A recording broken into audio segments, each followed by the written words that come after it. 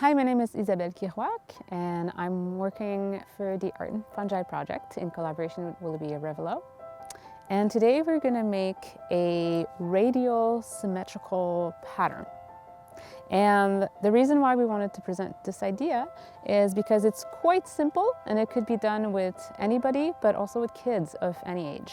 So here we've got some material that I've collected, our little treasures. Different seasons we'll be able to gather different things and we'll get a different color palette.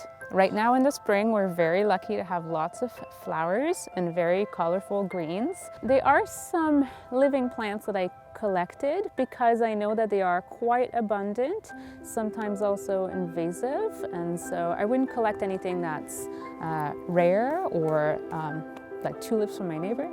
So if you have permission, if it's in your backyard and you know there's a lot of a certain plant, for example, these are kale flowers. They overwintered, the kale plants, and there's tons of them, more than we can eat. So I collected some of these. Some dandelions. You can make dandelion fritters after when you're done. And I collected some ivy leaves. These are extremely abundant. Some wood sorrel that you could also eat. And I have some bluebells, which are also everywhere for the little color. So let's begin. So to begin, I just choose one item and then I'll put it in the middle. I like to start in the middle and then I'll make concentric circles to the outskirt as I go. You could be quite methodical. You can make patterns that starts with a 3 and then multiplies into 6 and then continues expanding. You could do patterns based on 2, 4, 8. But in this case, I'm just gonna be more organic and just improvise. So it's almost like we're making a collage and our canvas is the ground. However, for our collage, we don't need tools. We only need our little treasures. And I have 3 of these, so I'll place them in a triangle pattern. So it doesn't have to be a circle, as long as it's some kind of repetitive pattern. In this case, I call it radial pattern because it's a symmetry that is circular,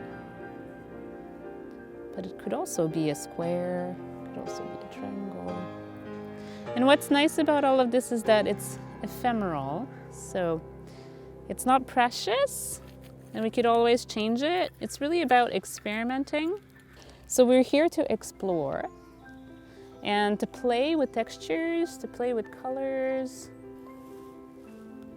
And in fact, I'm just gonna pause here to put this camellia flower in the center to show that already this pattern of radial symmetry is already happening.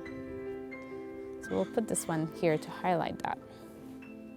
So every year at my daughter's birthday, my husband loves to make cake that he decorates similarly to this.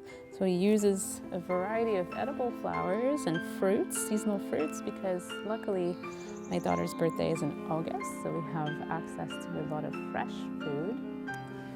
And he uses these kind of symmetrical patterns.